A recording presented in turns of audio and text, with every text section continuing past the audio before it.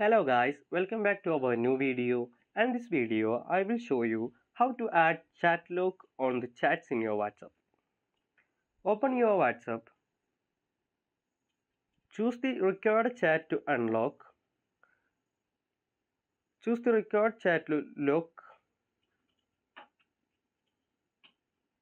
press on the chat and tap on the three dots on the top right corner. Here you can see lock chat. Tap on the lock chat option and keep this chat locked and hidden. Continue. Tap on the continue option. Confirm your chat lock by adding fingerprint. Now the chat is locked. Here you can see locked chats.